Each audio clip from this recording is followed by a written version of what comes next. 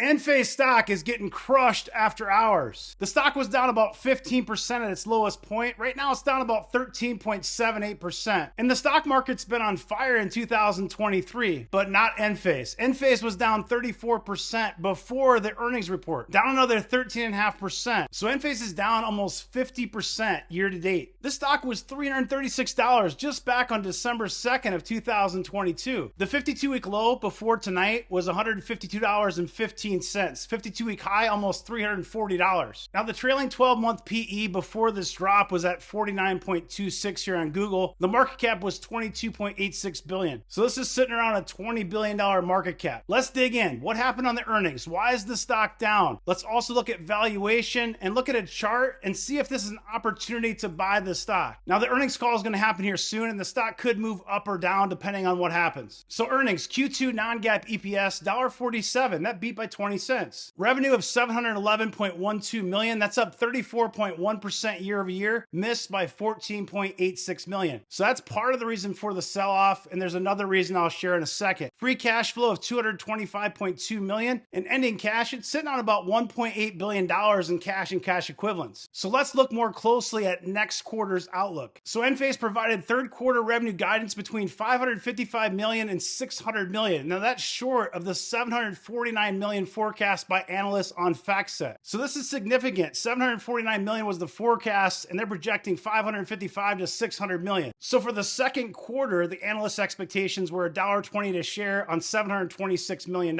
So we have a miss on revenue for this earnings report, and we have light guidance. So it's pretty volatile after hours. Right now it's down about 13.79%, but it's been all over the place between 10 and 15% down. If you look at the chart here on your screen, if you go back to $147, $140, I mean, we're going back to October of 2021. This ripped all the way up to $275, dropped off again, then had a nice rally. You can see it got all the way up here in the $350 range. So is this a long-term opportunity? Let's look at valuation and a chart. I'll give you my thoughts. Short interest percentage is around 7%. Now these numbers on Fidelity are going to be before the sell-off tonight. Price to sales ratio before the dip was just over a 9. Price to book showing 24.48. And then the PE for next year's estimate, 24. But if they're giving us weak guidance, that number could be higher. So if you're not familiar with Enphase, I do have a deeper dive video on the channel. You can go check that out after this video. But from a high level, the company was founded in 2006, has over 3,000 employees, headquartered in Fremont, California, and they're primarily known for microinverters. So you deal with solar panels. And microinverters are essentially semiconductors. Approximately 63 million microinverters shipped. That's quite a bit. Back in 2022, the revenue was about $2.3 billion.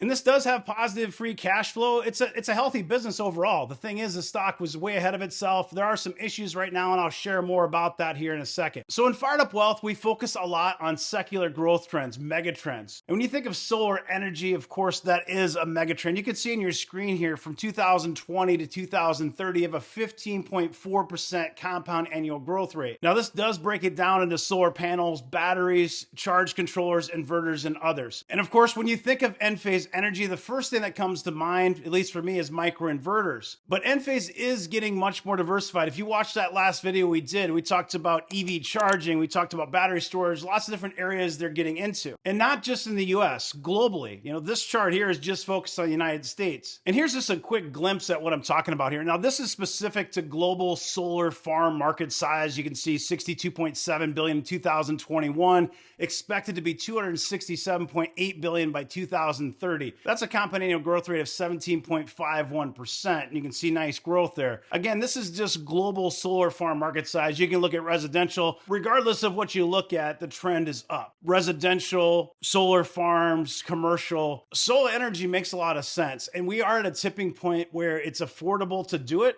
It's much simpler today and cost effective. I mean, solar is just going to grow. It makes sense. It's a sustainable energy. We have an endless supply of energy from the sun. In fact, on that last Enphase video I did, I shared some mind-blowing stats, and I'm going to play that again for you. Check this out. Now listen to this. This is impressive. In 1 hour, the sun creates enough energy to power the lives of every human for an entire year. So 1 hour, the sun, every single person on the planet, it can power their lives for a full year. So this is clean, renewable energy that never runs out. And solar is more practical than ever. So Enphase is going to give you that solar and battery power solution so you can store that energy from the sun. And one more mind-blowing stat at here. In the last 60 seconds of this video, the sun created enough energy to power the state of Texas for 10 years, for an entire decade in 60 seconds. So traditionally you had what's called a string inverter for solar panels. And Enphase microinverters are a little bit different. So solar panels, you can see here, the string inverter, they're all connected. If one of those string converters goes out, the entire network goes out. With Enphase, it doesn't work that way. So Enphase does have a global supply chain. You can see all the locations on your screen. And even though Enphase is known for microinverters, they're getting much more diversified. Battery storage, electric vehicle charging, and more. So this is the Enphase Energy system. You can see the Enphase cloud up at the top. You got the charger over on the right, the batteries, the controllers, combiners, and so on. And this is their IQ battery, and they're really starting to ramp this up. EV chargers, EVs in the US are growing at a compound annual growth rate of 40%. Also bi-directional EV chargers, home energy management. And this is the Enphase installer platform. This is part of the reason why the stock has been struggling a little bit. It really comes down, you think of interest rates, higher interest rates, that's going to put pressure on installs. Higher interest rates, more expensive, people waiting, dragging their feet. We've also seen problems with supply as well as the installer network itself, labor shortages, and so on. So Enphase is really trying to increase their share of wallet per home. You can see in 2019, $2,000. That's Enphase potential income per home. 2021, it went from $2,000 to $9,000, and then 2022 and beyond, $12,000. And they're trying to actually increase that number. So is this an opportunity to buy the stock under $150 a share, or is Enphase going to continue to be in the doghouse? I'll provide some commentary on that and a chart here in a second. Now, before I do that, this Saturday, I'm releasing a video. It's going to cover my top 7 holdings in my $1.5 million